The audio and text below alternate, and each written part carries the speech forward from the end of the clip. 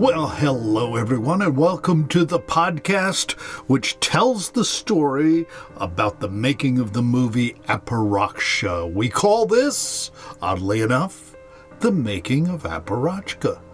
So have you seen the trailer for this scary flick? It's available now on our YouTube channel. You check the show notes, you'll find a link to the trailer. I hope you take a look at it and share it with all your friends and family. Today we're going to talk with Mia Fansler. She's the female lead in this film, plays Eden. Eden is Michael's sister, Thomas's friend, and as Mia puts it, she's the level-headed one. Or is she?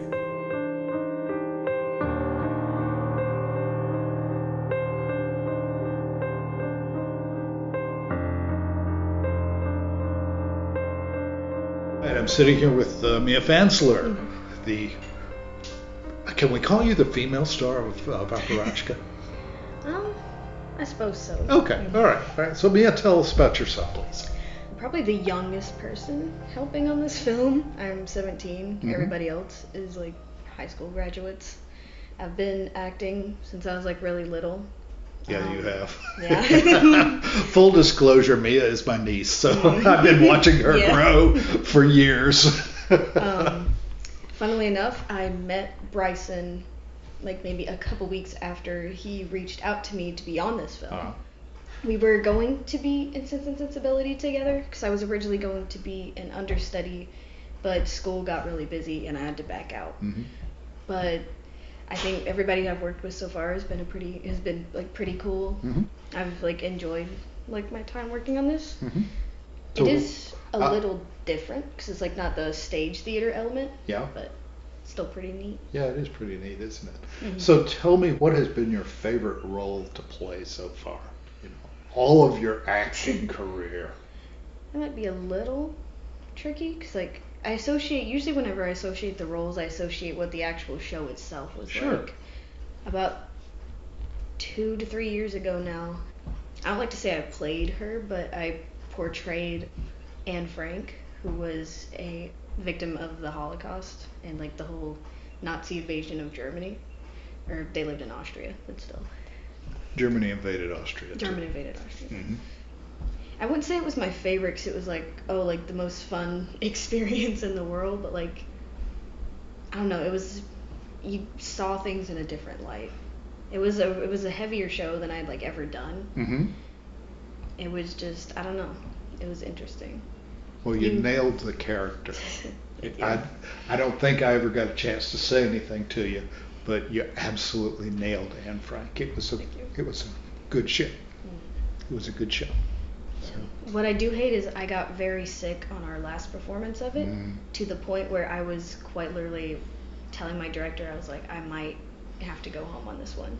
Mm-hmm. And our director, Kaylee Smith, I don't know what like magic words I guess she said, but she was able to talk me into staying, and I was able to get through the whole show. I do not know if it was a good performance or not. I was out of it for pretty much the whole thing. But I was told that it was a good show, so even though I barely had a voice to talk. Yeah. But I mean, I knew that I had to keep going, and like it was a story that needed to be told. So. Yeah. So the Anne Frank story is a powerful story. It is. Okay. What did you see in it that really affected you?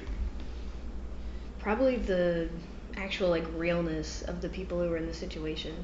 'Cause you take about 6 or 7 strangers, semi-strangers, and put them in a small room together for 2.5 years, and tell them, do your best to survive. Mm-hmm. With a small portion of food coming in about maybe every week from the people that you just have to put your trust in will give you away to the police, all because of your religion. Mm-hmm. And like, 'cause you don't think about it, you're like, oh yeah, like 2 years they were able to survive and somehow got caught, but like, 2 years isn't just 2 weeks or something. They were up there for a long time. And what I liked about the show was that it showed the realness of how they interacted. How like at first it was really awkward, then they got comfortable, and then they started getting tired of each other. And how there was all that tension, but it had nowhere to go. And there was even moments where they almost got caught because of that. Mm-hmm. Mm-hmm. So yeah, that was probably the biggest like impact of the show for us personally, is that we were like, wow, these were real people. Yeah. Yeah. Yeah. In a real situation. Mm-hmm. So tell us about your role in Aparoksha. So I play Eden, who is the sister to Michael and is also the friend of Thomas. Eden, she supports her brother's like want to really like learn about what's all going on in their town, but she wants him to keep a level head.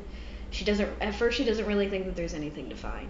She's like, we're gonna find maybe a few, ghost stories, see what we can find historic wise, and then that'll probably be it. But then she starts to notice that her brother starts wanting to chase down this specific story about a cult that lived in the woods. And she starts to notice that it kind of changes him personally, like that he gets obsessed with this story and he wants to find direct proof. And she voices her concern to him. He kind of brushes her off, which he will regret about later. No spoilers. But like even through like their arguments and stuff, they still stick together. Mm-hmm. They're like kind of all they have. Mm-hmm. So that's pretty much all there is to Eden. She's just kind of like the level-headed one, but she also can let her curiosity sometimes get the better of her. Okay.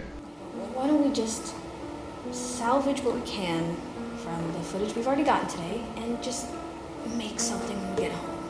Just something to finish the project. Not when we're on the verge of finding something huge, perhaps. If we find anything about this cult, Eden, we could be opening a massive can of worms here. I don't want to pass that up, okay? This could be more than just a school project. Fine. Let's just get through it. Okay. And why do you keep insisting on filming this? Because people need to know, okay? People need to know the truth. Do they?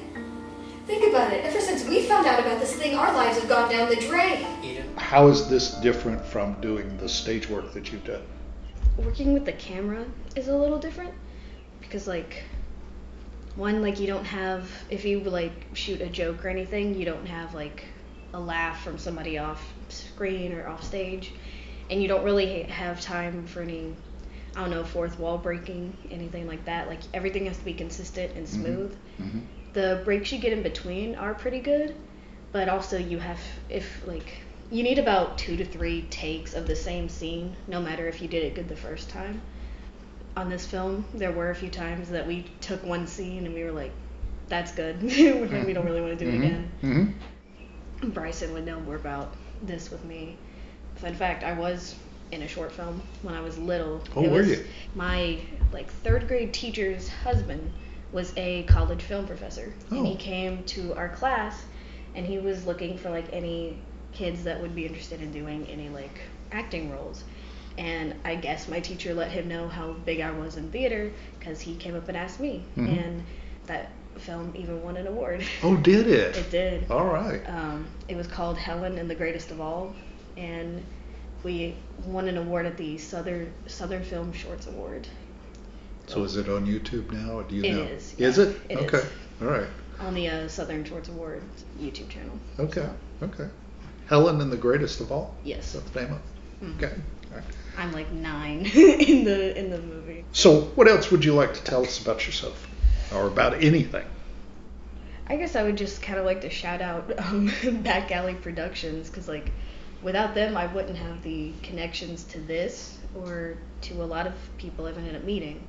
Bryson only reached out to me because I was recommended not only by you but by a guy who's working kind of like behind the scenes on this film named Cody Robinson. Mm-hmm. I worked with him in a couple of shows and he's a great guy. He But like, is. If I didn't know him, he probably wouldn't have gotten that recommendation. Mm-hmm. I mean, he still probably would have from you, but him getting 2 people saying probably like helped a lot. So I've been with Back Alley since like 2016, kind of off and on. I'm hoping to get to a point again where I can consistently do shows with them, because it's just a great environment and you meet a lot of great people that like you never know, but they might genuinely be like your connection with them can generally be helpful in the future kind of thing. Yeah. So, Okay. you never know who you're going to meet. That's very true. And that's the way theater is. Yeah, Yeah. especially in theater. You Yeah. never know what kind of people you're going to meet. Never know who you're going to meet. No. But every one of them will be memorable. Right. I can go back to the theater that I did in college. I don't know those people anymore, but I remember every one of them. Mm-hmm. Yeah. And Like each one has their own like story. Oh yeah, exactly. It's always interesting. Exactly. And it's fun. Mm-hmm. And it's fun. It really is fun. All right. All right. Mia, thank you. All right. Thank you for taking time with me. Appreciate Thank you it. for interviewing me. All right. You're All welcome. right. Hope you enjoyed that chat with Mia. Mia did a shout out to Back Alley Productions. If you're anywhere in the Chattanooga or Northwest Georgia area, even maybe Northeast Alabama, let me suggest you join their mailing list, find out the happenings at this theater. Back Alley is hosted in the historic Mars Theater in Lafayette, Georgia. It features all types of live theater and even audio theater.